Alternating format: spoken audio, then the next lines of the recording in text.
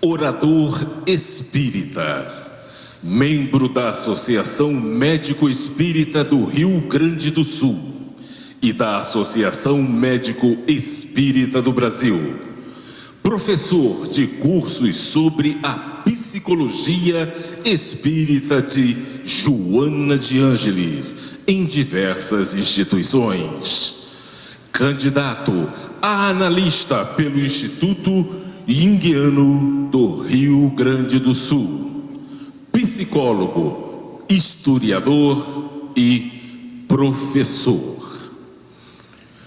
Coautor dos livros como Contribuições de Joana de Ângeles para análise dos transtornos mentais, Jung e as experiências anômalas, uma interpretação espírita do livro vermelho, e meditação, conexões médicos espíritas, e entre outros, trazendo aqui para o primeiro Congresso Espírita Joana de Ângeles de Uberaba o tema Francisco de Assis e o papel da transcendência da individualização.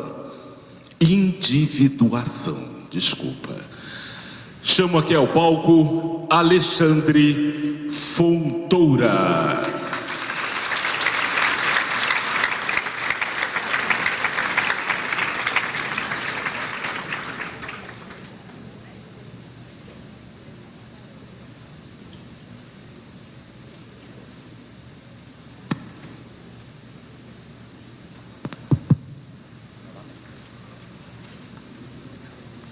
Olá a todos.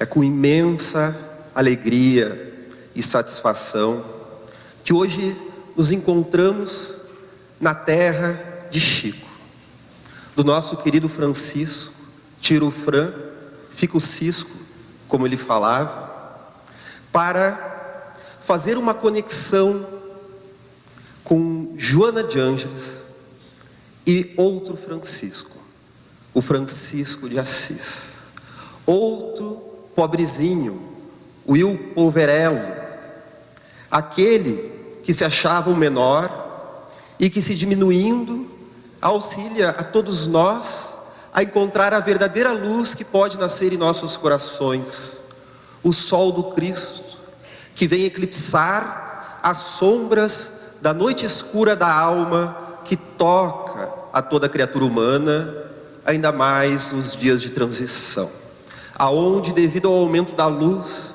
da intensidade dos divinos mentores, é natural que as trevas saiam ao exterior.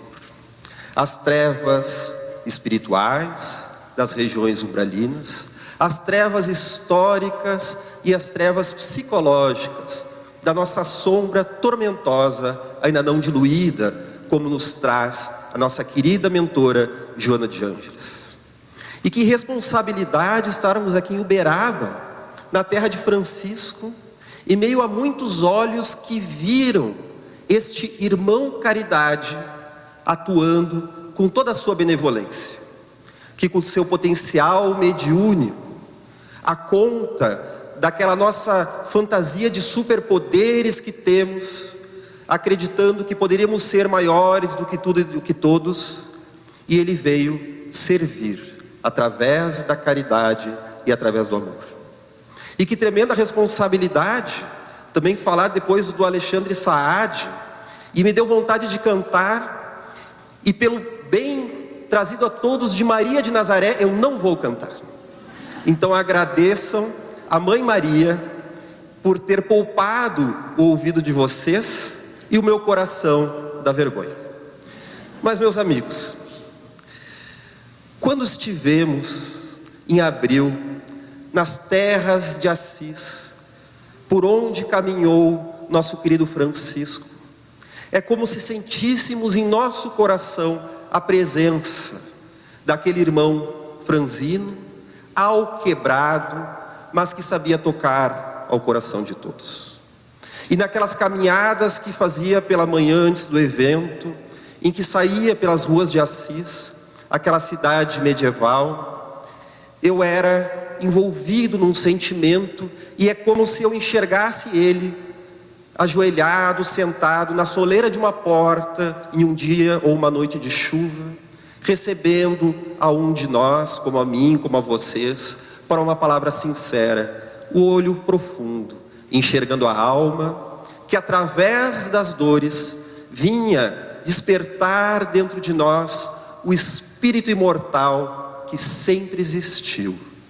Meus amigos, aquelas eram as noites e os dias de trevas da humanidade.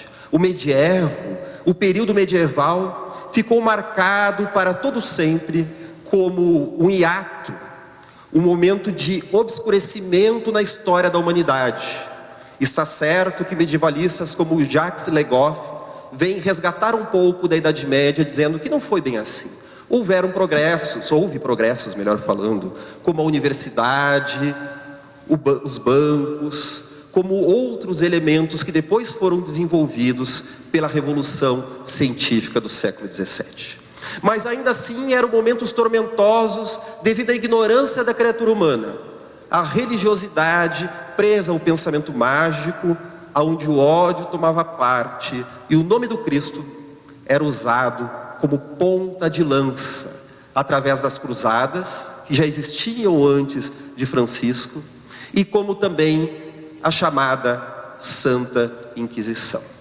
E diante desta noite tenebrosa, veio ao mundo aquele que vem resgatar o nosso espírito das trevas em que nos encontramos e que nós colocamos a nós mesmos.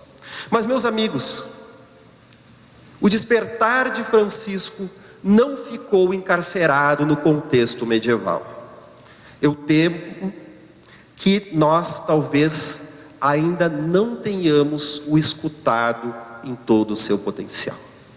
Talvez tenhamos que fazer maior silêncio interior diante dos chamados do mundo de dor e de divertimento, para equacionar o nosso viver nesse silêncio interior, que vem nos convidar a olhar as outras pessoas além das aparências, porque Francisco, acima de tudo, vem nos falar de transcendência. Meus amigos, a palavra transcendência, ela diz respeito a conseguir dar um salto além do status quo de uma situação. Quando nós estamos presos na luta entre opostos e não sabemos se nós casamos ou compramos uma bicicleta, sabe aquele conflito que faz parte da vida de uma pessoa. Nós não sabemos se nós conseguimos fazer o que a família quer ou o que a minha individualidade quer. Será que eu busco aquilo que eu desejo ou eu busco os valores da sociedade? Será que eu devo cuidar do corpo ou eu devo cuidar da alma? Então, estar na Terra, reencarnados, meus amigos, sempre é um estado entre as diferentes polaridades, um mundo de provas e expiações, ainda que em meio à transição planetária. Botando já um pezinho no mundo de regeneração, ainda é um mundo marcado pelas diferentes polaridades.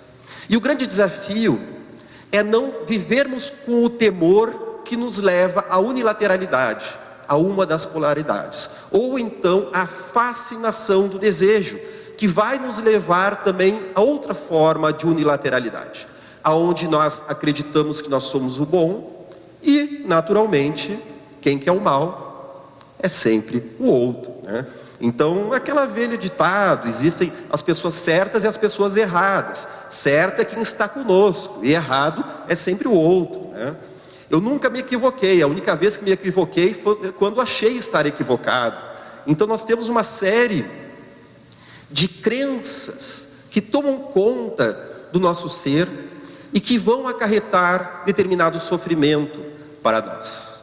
Jung já nos diz que sempre que há a busca que é movida pelo medo ou a busca que é movida pela paixão, nós caímos na unilateralidade, que é sinônimo de barbárie.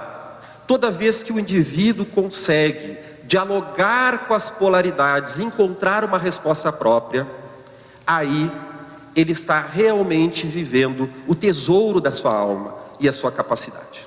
Então, toda vez que nós conseguimos superar uma etapa da nossa vida, nós fazemos uma transição, nós passamos por uma espécie de transcendência.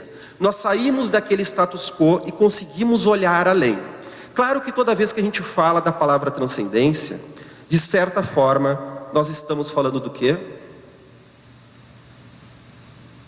Espiritualidade. A transcendência espiritual, a capacidade de sermos tocados pela experiência religiosa intrínseca. Não estamos falando daquela extrínseca, como nos diz Gordon Allport. A extrínseca é o poder dentro da igreja, dentro do templo, o poder até mesmo dentro do centro espírita, é a liturgia, é como eu sou visto, como eu estou me vestindo, como eu sou considerado no meio religioso em que faço parte. Porém, a religiosidade intrínseca ou espiritualidade é a minha conexão com a vida, com Deus, com o significado da existência, com aquilo que eu acredito que há após a morte. E é dessa espiritualidade que nós estamos falando. Ela sempre requer uma espécie de transcendência, porque estar na matéria, segundo nos diz o Espírito Emmanuel, é estar com os olhos da carne sempre fixos naquilo que ou está morto ou está caminhando para a morte. Então eu olho para essa mesa, ela está morta. Eu olho para o corpo, ele está caminhando para a morte, porque nós estamos colocando os nossos olhos carnais em tudo que é, de certa forma, perecível. E o desafio da espiritualidade é fazer essa transcendência sobre aquilo que nós estamos vendo e buscarmos aquilo que é essencial, aquilo que não é visto, aquilo que é sentido, aquilo que requer uma certa sensibilidade, como nos diz Kardec, até mesmo uma sensibilidade do senso moral que faz com que jovens com pouca instrução possam compreender o mundo espiritual com mais clareza e com mais vivacidade do que grandes mentes intelectuais que, embora tenham o brilho da razão, estão com o coração, em muitas ocasiões, meus amigos, em muitas ocasiões, encarcerados na treva da angústia, da dúvida sem proveito, muitas vezes da displicência e da ironia que vai tomando conta do nosso ser, porque nós vamos vendo tantas maldades, tantas mortes, tantos desrespeitos pela vida humana, que há o perigo de nós perdermos a nossa sensibilidade. É natural nós tentarmos nos defender de tudo isso, porque quem tem sensibilidade chora, sofre, tem dúvidas, mas aí a dúvida é salutar. A dúvida de que traz um questionamento: meu Deus, mas será que é isso que é viver? Qual o significado da existência? Será que é só pagar conta? Será que é só viver na rotina? Ou não ter o que comer? Ou ter que ficar defendendo o nosso partido, o nosso time de futebol, em discussões muitas vezes que não levam a lugar nenhum? Será que esse é o significado da vida? É viver lutando contra as doenças, esperando que logo uma irá nos pegar, ou então nos jogar na aventura dos prazeres, que embora tenham o seu papel psicológico, porque senão a gente também não aguenta a vida na terra se a gente não tem um cafezinho para tomar. Eu quase que acabei com o café que tem no camarim ali, né? E eu já espero que quando terminar aqui, que tenha mais um pouquinho pelo menos para mim. Se não tiver esses pequenos prazeres, parece que a gente não consegue aguentar a vida na terra. Mas será que viver é viver no prazer? Porque isso também vai inundando o nosso cérebro, o nosso aparelho cerebral, com tamanha dose de dopamina, que tudo perde o prazer. Em nome do gozo, em nome da alegria, nós jogamos fora a felicidade. Nós jogamos fora a nossa capacidade de fruir através das pequenas coisas e até mesmo nos momentos de sofrimento, nos momentos de dúvida, nos momentos de choro. Se nós não tivermos uma tolerância à frustração, não nos habituarmos até mesmo ao tédio e às dificuldades, nós não teremos condições de fazer como Francisco, transcender. Então, transcendência é isso, é este passo além, é olhar para além da matéria, além do que está dado. Isso é um exercício psicológico inerente a todos nós. Porque senão nós não conseguimos fazer o quê?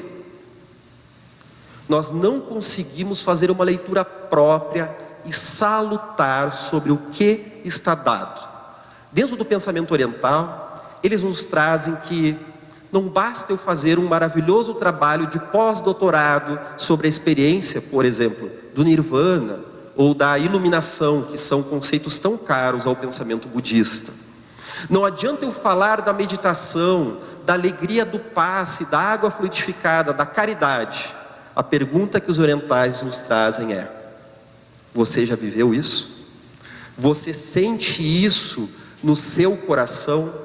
Ou seja, não basta eu repetir Chico Xavier, Joana de Ângeles e Allan Kardec. É necessário que eu busque, através dessa fala, através desse estudo, capturar um pouco dessa experiência que ainda me é tão desconhecida, que ainda é tão estranha ao meu viver. E nessa busca, meus amigos, eu vou fazendo uma leitura particular. Será que eu devo então, como eu falei antes, honrar a família ou fazer o meu caminho individual? Muitas vezes o jovenzinho traz: mas meu pai quer que eu faça determinado curso, minha mãe quer que eu faça outro, e aí o que eu faço? Mas eu quero outra coisa. Então, se eu vivo o que a família quer, eu não me realizo, porque eu fico uma cópia da sociedade, um papagaio que apenas repete a vontade do outro e que não tem vontade própria. Mas, se eu busco viver somente o que eu desejo, eu posso me tornar um psicopata, que vive preso no princípio de prazer, que faz só o que quer, só o que dá na telha. A sua moda é você quem faz. Conforme meu filho me disse uma vez, que ele tinha 1 ano e meio, ele veio da escolinha dizendo: papai, a sua moda é você quem faz. Eu não sabia nem o que era moda, né? Mas ele já me disse que a sua moda é você quem faz. É que a criança repete tudo, né? Uma vez meu filho, justamente nessa idade, com 1 ano e meio, ele queria pegar uma bolinha de tênis no chão. Ele dizia assim: ah, papai, eu não consigo. A bolinha estava na frente dele. Ele disse: não, pega, meu filho. Por que não consegue? Por causa da minha coluna. Claro que ele via a avó falando da coluna, né? Ele via minha mãe falando que não conseguia fazer as coisas por causa da coluna. Ele não sabia nem o que era coluna, mas os outros deveriam pegar a bolinha para ele por causa da coluna, né? Então, muitas vezes nós ficamos presos nessa repetição. Então, como que eu faço? Se é um grande equívoco eu fazer só o que a sociedade quer, mas também pode ser um equívoco tremendo fazer somente o que eu quero, o que eu faço? Olha só o que Joana de Ângeles nos coloca, meus amigos. Às vezes eu acho que a Joana de Ângeles é malvada, sabe? Joana não perdoa, né? Olha só que tipo de intriga ela nos coloca. Olha o desafio da autorrealização, como Joana coloca: a autoanálise para o autoconhecimento, e o autoconhecimento para rumar para a autorrealização. 3 etapas: autoanálise, autoconhecimento, autorrealização. Então eu vou fazer uma síntese entre essas forças contrárias, como diz Jung no seu livro Vermelho, que a experiência do Cristo é o símbolo de estar crucificado entre os opostos e lidar com as diferentes polaridades da vida. Porque no mundo de provas e expiações, meus amigos, no mundo de provas e expiações, tudo que é bom engorda e faz mal, né? Vocês já viram isso? Como é que a gente vai desenvolver a vontade, meus amigos? Por exemplo, o meu sonho é emagrecer comendo chocolate. Não dá, eu já tentei, não consigo. Eu acho que ainda hoje eu tento mais uma vez, mas a gente não consegue, né? Porque no mundo de provas e expiações, onde o espírito está momentaneamente vinculado à carne, ao corpo, à matéria, é natural que tudo que toca, que gera dor e sofrimento, que é a nossa leitura da dor, tudo que gera dor nos assusta. E tudo que gera prazer parece então que é um grande bálsamo, que é a grande libertação, e depois a gente descobre que não. Pois é o nascimento do homem e da mulher interiores. Nós então viemos na idade das cavernas. Às vezes eu me coloco no lugar do homem das cavernas. Minha esposa sabe disso, às vezes ela acha que eu sou o homem das cavernas. As crianças também. Às vezes eu me coloco no lugar do homem das cavernas. Imagina só, nós estamos jogados num meio, como os espíritos trazem a Kardec em A Gênese, que estar no mundo é ter que lidar com as arguras do meio ambiente e com a perversidade dos homens. Em que eu tenho que estar com o meu sistema sensorial em alta. Se eu dormir, eu viro o miojo do tigre dente de sabre. Se eu descansar a atenção, eu viro presa das armadilhas do mundo. Então, esse homem e essa mulher das cavernas, eles não têm muito o que fazer. É a vida instintual, é o mundo primitivo, é o pensamento primitivo ainda antes do pensamento pré-mágico e mágico, aonde ele tem que sobreviver e tem que preservar a espécie através da sexualidade, através da luta e fuga, através dos instintos. Então é natural que a nossa primeira forma de atenção é para o mundo exterior. Se não houvesse isso, não haveria raça humana na Terra. E a espiritualidade teria que desenvolver uma outra linhagem para que os espíritos pudessem então se desenvolver, pudessem então fazer a sua jornada rumo ao progresso. Então isso é natural que nós tenhamos esse olhar para conquistar os outros, conquistar a outra tribo, conquistar o outro país, conquistar então outros continentes através das grandes navegações. Mas agora o grande desafio é nós superarmos o homem instintual que nos ata ao passado, porque no mundo de provas e expiações nós estamos ainda não aprendendo a ser anjos, a espíritos puros. O grande desafio é tornar-se ser humano e sem vida interior, que é quando nós relaxamos um pouco dessa busca incessante do exterior, seja pelas dores, pelas dificuldades, ou até mesmo pela frustração, porque a gente conquista esse exterior e não é aquela maravilha que a gente achou que era. Vai nascendo então essa vida interior que vai captando tudo aquilo que está presente, embora invisível aos olhos. E a psicologia e o espiritismo vêm nos encontrar em tudo aquilo que é invisível aos olhos, para que a gente possa arrumar para um terceiro nascimento. Pois há o nascimento biológico, segundo Jung, há o nascimento para a sociedade, quando depois nós aprendemos então a estudar, a trabalhar, a pagar conta, a formar família e a funcionar socialmente. Mas o que mais importa é o terceiro nascimento, que é o nascimento da vida interior, da reflexão e da individualidade. O quarto, nós poderíamos falar que é do ser e da consciência espiritual. Então o terceiro e o quarto nascimento é o que nos interessa. E essa união de opostos que vai nos ensinando a encontrar um caminho próprio, isso se chama individuação. Falamos de transcendência e falamos de individuação. E a pegadinha é que a individuação também é uma forma de transcendência. A pegadinha é que a individuação, em que nós temos então que lidar com esses opostos, é uma forma de transcender o que está dado e encontrar um caminho próprio. E é por isso que nós vamos nos ater à chamada experiência de iluminação. Buda já falava que a experiência de iluminação é quando a pessoa, através da meditação, através da contemplação da divindade no mundo, consegue transitar, transcender a matéria e compreender o significado de todas as coisas, e aí ele não precisa mais reencarnar. Aí ele se torna divino. Dentro do espiritismo nós compreendemos que não é bem assim.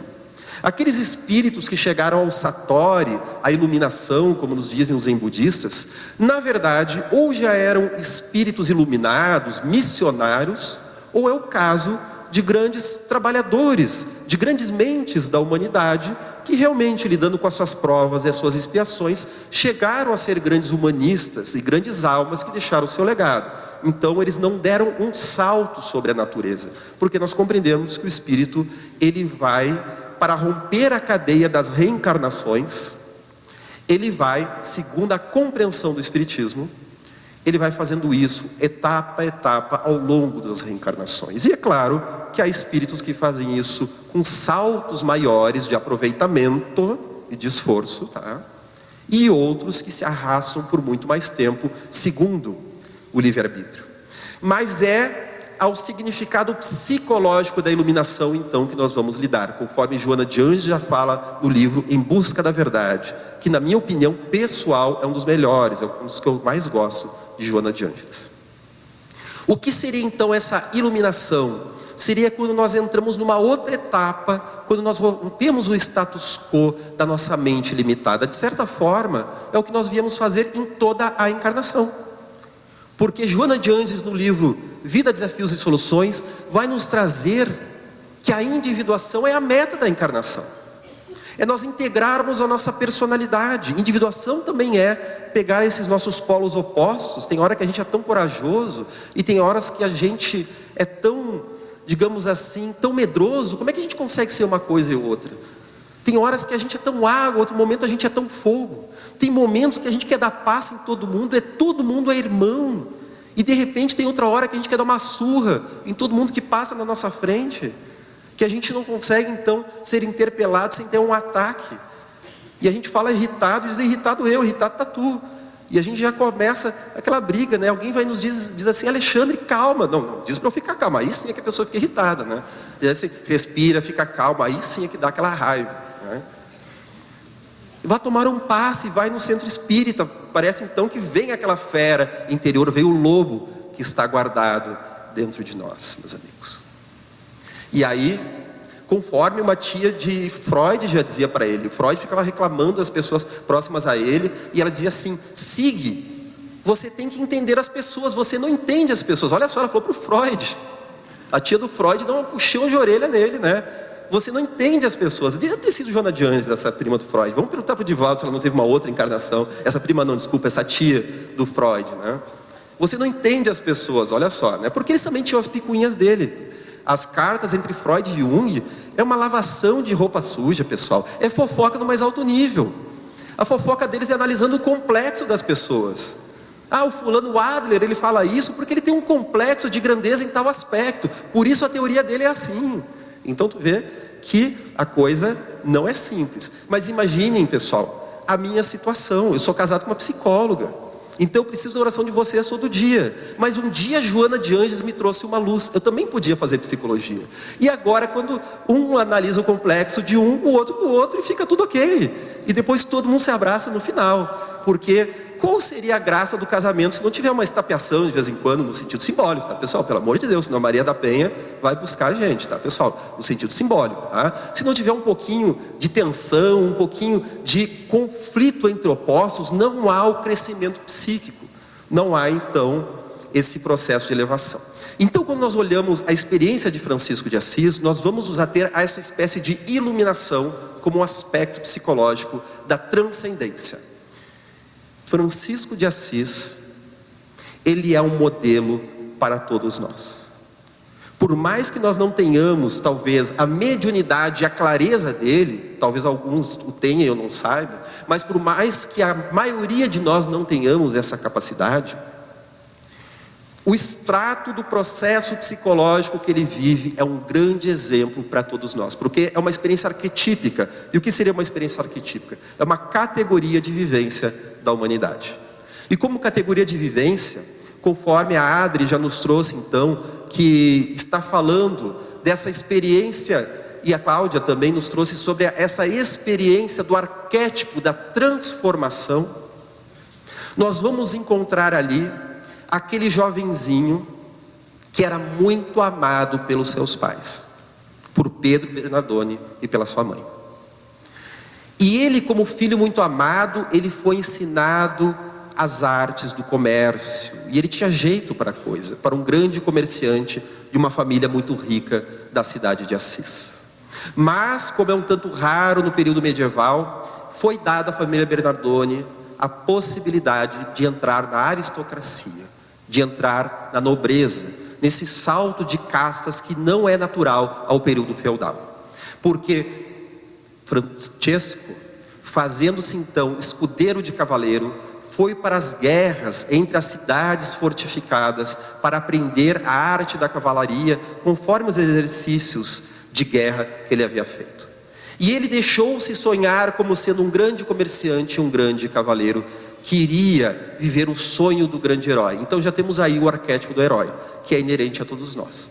O arquétipo do herói, ele é necessário, meus amigos. Se não é o arquétipo do herói, nós não levantamos de manhã cedo. Nós não pegamos o trânsito, nós não vamos trabalhar, não enfrenta vestibular, não vai para a escola, não lida com as arguras da vida, o que dirá dos grandes momentos de testemunho. Então é muito natural e necessário o arquétipo do herói, mas ele é uma das forças, porque o herói é uma força para vencer o mundo, no sentido de encontrar o nosso papel no mundo, vencer as forças da sociedade e ser reconhecido. É aquele segundo nascimento, do funcionar na sociedade. É uma das ferramentas, porque a pessoa que fica no herói é um problema, porque o herói se dá por oposição, conforme Jung nos traz. Então, logo nós vamos estar guerreando. Nós matamos um dragão e se não tiver outro a gente inventa o outro. Nós vamos buscar as nossas guerras, nós vamos buscar o inimigo interno ou o inimigo externo, que nos períodos de guerra é tão natural. O inimigo interno traz coesão, o inimigo externo também. Quantas vezes os lados opostos de um país pararam uma guerra civil para combater o inimigo externo, com razão ou sem razão, devido a uma invasão, e eles deveriam realmente fazer alguma coisa, ou porque nós queríamos tomar o tesouro das pessoas, das outras pessoas, né? Então é um problema ficar no herói. É necessário o arquétipo da transcendência. Quando então o indivíduo ele abre mão, porque o herói ele tem que ter controle, e na transcendência, o período do velho e da velha sábia, é o momento do abrir mão, como Francisco vem nos trazer. E abrir mão não quer dizer que a pessoa não tem ainda a força de luta, mas ela internaliza essa força de luta. Esse herói fica internalizado, a luta agora é interna. O medievalista Jacques Le Goff vem nos dizer, no seu livro Francisco de Assis, Jacques Le Goff é um dos maiores medievalistas de todos os tempos, aquele que escreveu para um novo conceito de Idade Média. Ele vai nos trazer que Francisco de Assis não foi somente um personagem histórico, mas um dos grandes guias da humanidade. E que um dos temas essenciais de Francisco era a relação entre o homem exterior e o homem interior.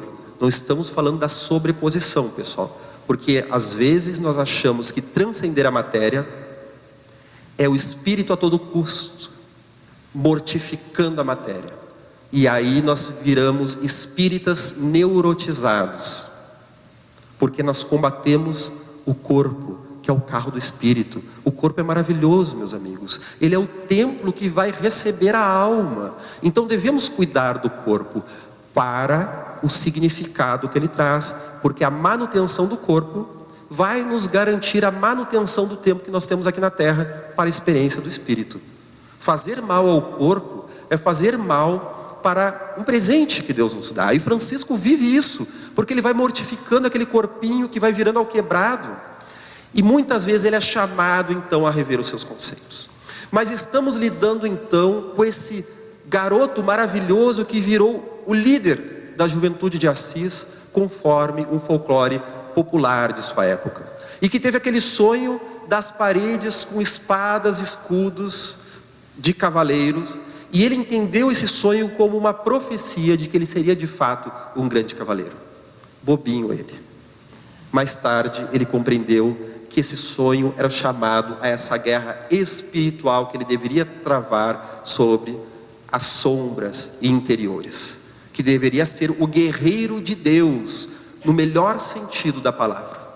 Porque depois que ele passa por uma quebra da sua personalidade transitória, conforme Jung nos traz, que geralmente até a meia-idade, até por volta dos 40 anos, nós temos a personalidade provisória, porque a partir daí as crises que se advêm vão nos levar a uma mudança de paradigma, e através da crise de meia-idade, se nós conseguirmos realmente colher os tesouros em meio à dor, nós vamos encontrar a nossa personalidade verdadeira, que pode ou não vir a se realizar.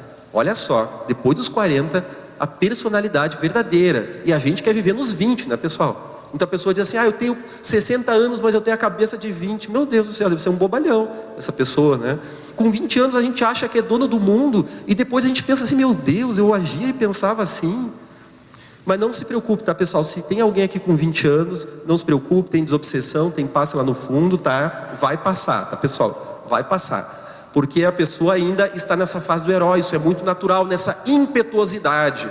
E Francisco, quando ele tem a sua virada, que se dá através dos fenômenos anômalos da própria mediunidade, ele tem a categoria de experiência que faz parte da humanidade, que é a experiência mediúnica. O contato com o mundo invisível, o contato com o mundo espiritual. E que experiência desafiadora é essa do contato com o mundo espiritual? Porque essa transição da personalidade dele podia se dar de diversas formas, não necessariamente a pessoa precisa ser médium para essa transformação, mas para ele foi. Porque era o espírito do apóstolo João reencarnado, e que depois de ser aquele guri festeiro no mundo, guri você sabe que é no Rio Grande do Sul, tá? É o menino, o guri, o rapaz, o jovem, tá? Era o guri festeiro no mundo, que vai, a partir daquele momento, compreender que todos aqueles valores, como Pedro falou, né? Como Paulo de Tarso, desculpa, nos falou ontem, né? Que seria então o jovem, o rapazão, dirigindo um baita carro esportivo, o gozador do mundo, que é o herói do Instagram, digamos assim, né? Ele vai entender que nada daquilo tinha valor, porque o valor era muito transitório, o valor desses recursos, desses tesouros do mundo. Mas ele tinha uma missão pessoal, e naquele momento que ele manifesta aquilo, ele se torna um pária da sociedade. Porque o seu pai o amava como festeiro, mesmo esbanjador. Ele adorava, era uma forma de fazer propaganda das riquezas do pai. E a partir dali, ele precisa frustrar a sua família. E quando ele é ameaçado pela tradição da família, do nome, da hierarquia, ele tira as roupas do corpo e devolve ao pai. E diz que aquele pai então não era mais o pai dele. Ele amava o seu pai, pessoal. Não é um movimento de raiva, não é um movimento de ódio. Ele amava. Imaginemos a dor deste coração ao fazer esse ato de transcendência e fazer esse ato de doação. Então Francisco de Assis, nessa hora, ele representa muito do que o jovem vive, porque o jovem vai ter que frustrar o pai e a mãe, por melhor que o pai e a mãe possam vir a ser, porque ele precisa fazer a própria trajetória. Ele precisa fazer a própria trajetória. Eu canso de dizer, imagina que vocês nascem numa família que o pai é Bezerra de Menezes e a mãe é Joana de Ângeles. Ainda assim vocês vão ter que bater a porta de vez em quando e fazer a sua própria busca, a sua própria rebeldia. Então a rebeldia adolescente, ela é necessária. Não quer dizer que ela não seja perigosa, tá, pessoal? Que ela não seja perigosa.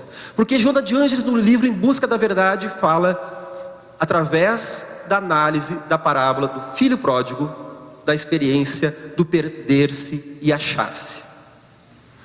Porque o filho pródigo somos nós, somos esses que estamos poluindo a terra, nós estamos pegando os recursos, o tesouro, a herança divina, estamos poluindo, estamos vivendo através da prodigalidade, através da incoerência, para depois, arrependidos, querermos reconstruir o nosso planeta, a nossa terra, a nossa personalidade. Como Emmanuel já dizia, sempre é tempo de recomeçar. Não podemos voltar atrás e fazer um novo começo, mas podemos começar agora e... Quê? Ah, tá, é que não deu para entender o que era. Fazer um novo fim. Ah, pelo amor de Deus, se em Uberaba vocês não soubessem isso, eu ia passar vergonha.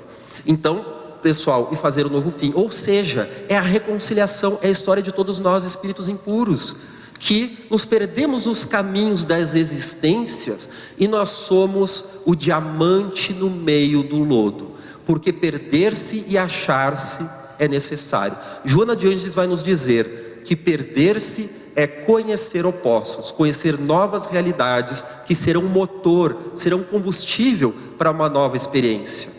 Estar na Terra é o mergulho do self no mundo de experiências.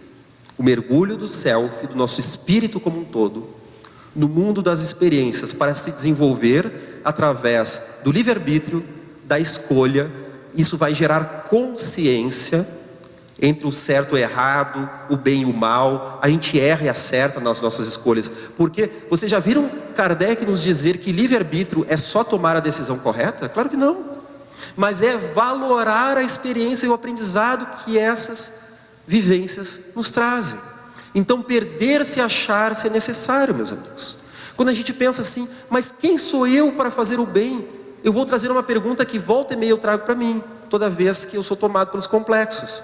Quem sou eu para não fazer o bem? Se eu fosse o maior vilão da terra, se eu tivesse nesse momento uma experiência umbralina, eu deveria pensar assim, mas o que eu poderia fazer de certo agora? O bem, uma oração, a busca do trabalho, da renovação. Mas quem sou eu para fazer? Justamente um pobre estropiado da alma, que acha que é grande coisa, que está pegando um lodo achando que é tesouro, conforme o avô de André Luiz, agarrando o lodo, achando que está pegando tesouros, e vai se tornando um lodo de pessoa, porque ainda não soube encontrar o verdadeiro valor da alma. Perder-se e achar-se, conforme nos traz Joana de Andes. Também é a trajetória de Francisco, porque Francisco estava lá obsediado, talvez, sabe-se lá, né? Se estava ou não, quem sou eu para dizer, né? Como aquele rapazote do mundo. Era o momento da festa, da alegria, era o momento daquele espírito estar encapsulado, para que aquele vaso escolhido, conforme foi dito nas outras palestras, pudesse se envolver na cultura do seu tempo, e depois de se envolver na cultura do seu tempo, ficar famoso como filho de Pedro Bernardoni. Ele passa por essa transformação a olhos vistos, ele passa pela humilhação, ele se diminui, e depois de captar o preconceito de todo mundo, o seu amor, a sua doação, e até mesmo os fenômenos paranormais de que faz parte, que nós sabemos, assim como as mesas girantes, as curas de Francisco. O momento que ele falava com os animais, era também uma forma de chamar a atenção das pessoas que ali havia algo diferente. Porque qual que é a diferença entre um louco e o santo, entre aspas? Se ambos dizem que estão ouvindo a missão de Deus, volta e meia chega um e-mail para nós, chega assim: Alexandre, eu recebi uma mensagem de Sócrates dizendo que eu tenho que falar contigo, que você vai, né? Que bom, meu amigo, tem um centro espírita aí perto? Porque muitas vezes nós somos tomados pela nossa mania de grandeza, nós aprendemos as primeiras letras do Espiritismo, e aquilo é tão gostoso, que a gente já quer ser o Chico Xavier número 2, né? Então uma vez um rapaz chegou no centro espírita e disse: eu vim aqui porque eu preciso da ajuda de vocês. E o dirigente falou: meu amigo, o que você quer de nós? A pessoa quer dizer assim, uma orientação, um passe. Ele disse: eu quero um microfone, eu quero alguém me gravando, um vai captar o meu som, outro a imagem, porque eu vou trazer a nova revelação que vai superar o Espiritismo, né? Ele foi direto para a desobsessão. Depois que saiu o filme Matrix, todo mundo quer ser o escolhido, né? Mas não se preocupa, pessoal, a gente é escolhido na nossa própria história, tá? Porque o escolhido é também um simbolismo do processo de individuação, da transcendência, de assumir o centro da personalidade e o Deus que vai falar dentro de nós a partir do momento que nós dobramos os nossos joelhos. Então a experiência arquetípica de Francisco de Assis é a experiência do adolescente que tem que frustrar os pais. É a experiência daquele momento que a sociedade não nos aplaudirá, e nós precisamos correr o risco e pagar o preço. E como eu falei antes, qual é a diferença então de um louco e de Francisco? Nós vamos ver através do amor, através do perdão. Aquele que diz que recebeu uma grande missão, ele se coloca acima de todos. E aqueles que realmente são os trabalhadores do bem, eles colocam todos à sua frente. Eles querem servir antes de serem servidos. Eles querem fazer a caridade. Não é que não possam cair, meus amigos. Não é que não possam cair, porque a vida na Terra tem os seus riscos. Vejamos o caso do espírito Alcione no livro Renúncia, em que antes de reencarnar na Terra, ela não precisava mais, os seus superiores na espiritualidade maior disseram: veja bem, você pode se comprometer, porque o espírito não evolui, mas ele se compromete. Ele cria dívida, né? E estar na Terra é estar asfixiado muitas vezes em imensas dívidas, em meio a essa obnubilação dos sentidos espirituais e do raciocínio adequado. Então Francisco, ele fez várias transcendências. Ele vai falar do templo da natureza ao invés do templo material. Ele vai falar do templo do corpo e do templo da alma.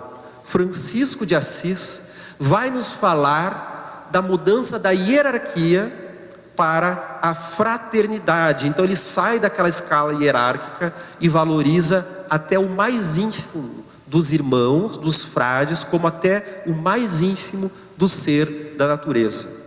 É aquele que vai renascer o amor à natureza, que no período medieval era visto como obra do diabo. Tudo que é natural, até o corpo, pertencia ao diabo, ao demônio, e ele vai falar que tudo é sagrado: a chuva, o pássaro, os ventos, o irmão Sol, irmã Lua.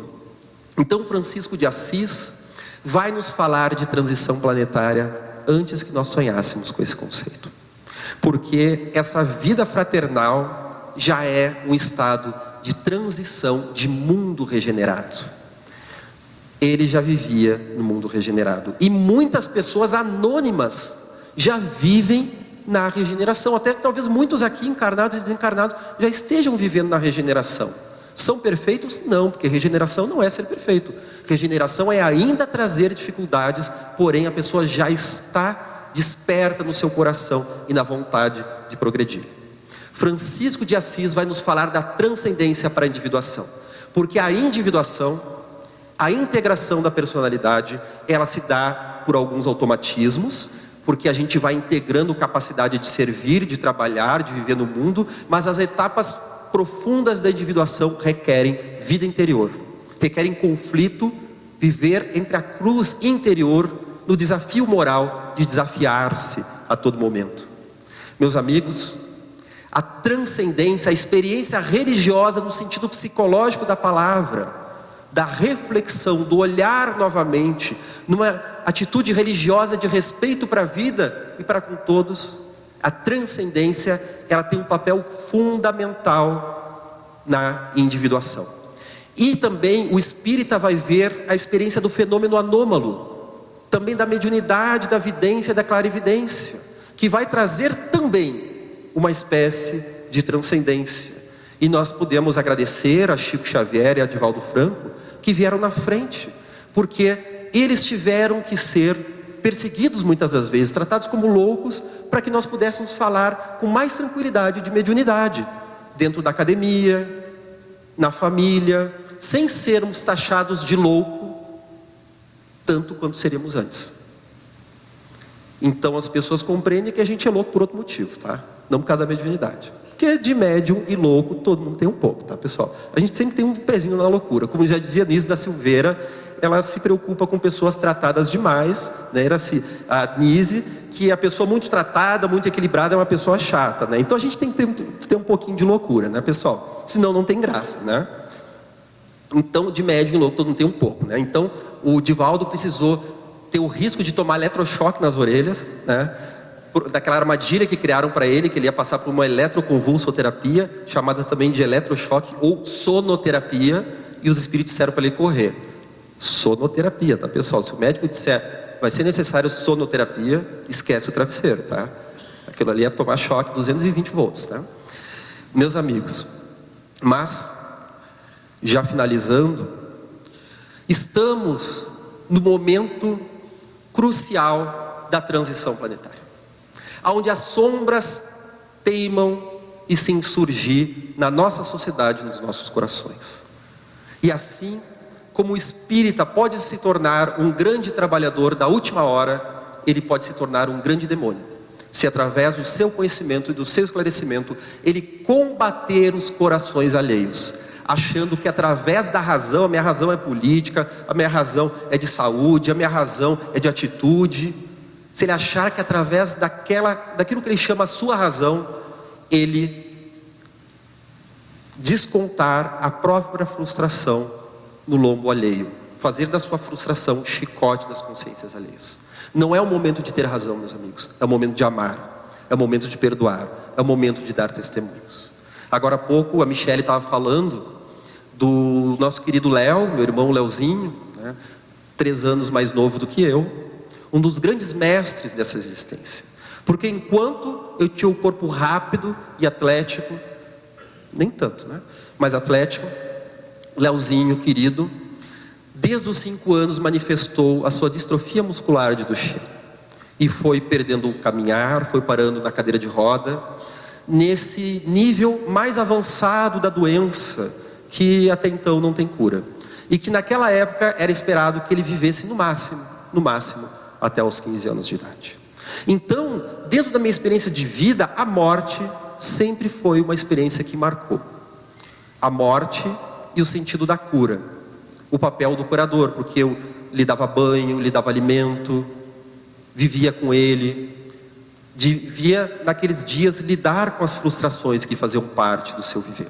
E ele tinha aquela mente ligeira e rápida, mas o corpo franzino, as doenças, o medo de um desencarne que poderia acontecer a qualquer momento. E como eu tinha medo que ele morresse, como eu tinha medo. Isso marcou minha adolescência, o início da minha vida adulta.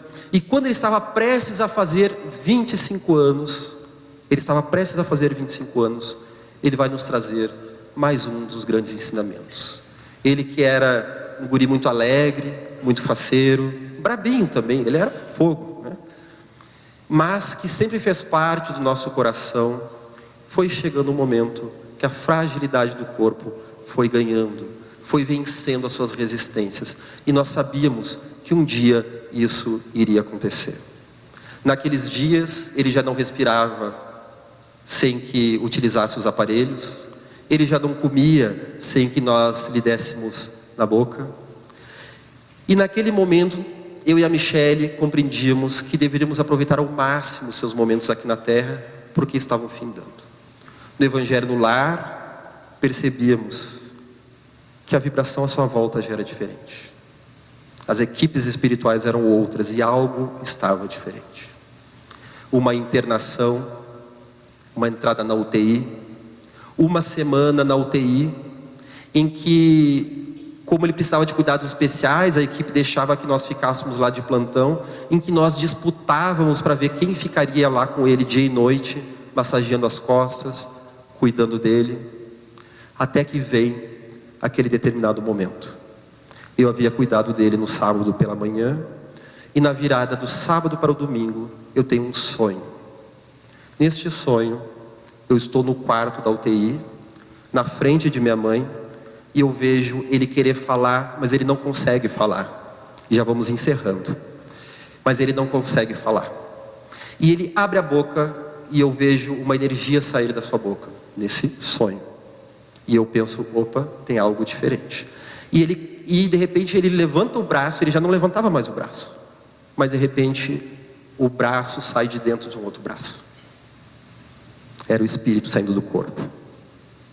Esse sonho, entre aspas, era interrompido por um telefonema. E eu já sabia o que se tratava. Porque na verdade não era um sonho. Eu vi o seu momento final. Nós fomos às pressas ao hospital. Naquele momento, o médico nos diz que ele está nos seus momentos derradeiros. E ele veio nos trazer a notícia. Léo, prestes a completar 25 anos, havia falecido. Havia desencarnado. Nós choramos, o médico chora ao falar isso para nós.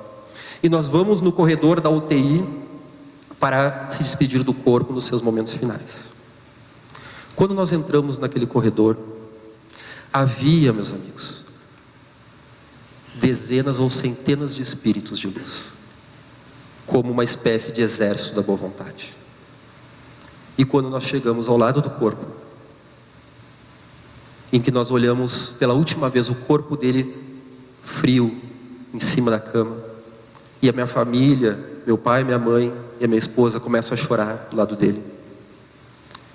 Eu olho ele nos olhos, não nos olhos do corpo, mas ele estava do lado do corpo, me olhando, com os olhos maravilhados. Ele estava no colo do meu tio que havia desencarnado 2 anos antes, e ele estava tomado de imensa alegria, imensa alegria. E ele dizia para mim assim, mano, olha para onde eu vou. E mostrava a imagem de uma colônia espiritual, que um dos poucos detalhes que eu sei é que tinha muito a cor lilás naquela colônia. E ele me transmitiu a alegria de não de quem se curou do corpo e de repente começa a andar, mas de alguém que agora vai voltar.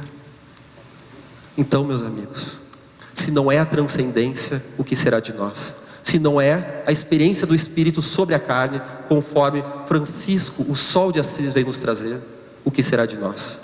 Nós nos tornamos o lobo do homem. E Francisco veio nos trazer que leprosos são irmãos. E até mesmo os lobos podem se tornar, então, trabalhadores honestos e homens de bem. Muito obrigado a todos. Que assim seja. Alexandre Fontoura. Por favor, permaneça.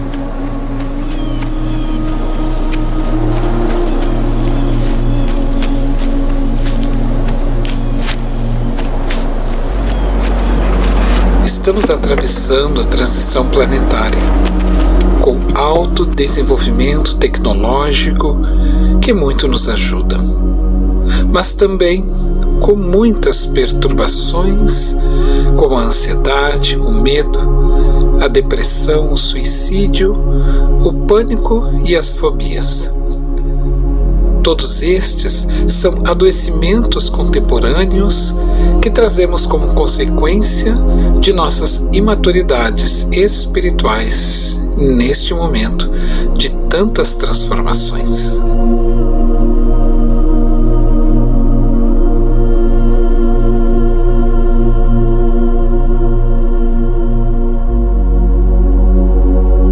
É preciso desenvolvermos o amor próprio, a consciência de nós mesmos para enfrentarmos a rotina, os sofrimentos físicos, a solidão, as inseguranças, as crises naturais da vida sem adoecermos psiquicamente. Necessitamos então de um exemplo de integralidade, de conduta e de amor, para que possamos alcançar uma planificação de nós mesmos sem escorregarmos para o egoísmo. E nosso modelo e guia para este projeto de crescimento é Jesus. Em seus passos terrenos, deixou-nos Ele o maior legado de amor que a humanidade pôde presenciar para que pudéssemos dar início na busca da nossa centelha divina, nosso Deus interior, despertando o espírito para uma consciência plena e universal. É neste cenário que iremos discutir a psicologia com Jesus para a construção da integralidade da alma. A reencarnação é, sem dúvida alguma, a maior proposta pedagógica delineada por Jesus e seus ministros espirituais para que a alma encarnada obtenha êxito em sua redenção. O Evangelho de Jesus vem novamente aos palcos humanos, trazer luzes para este momento social tão importante para a alma.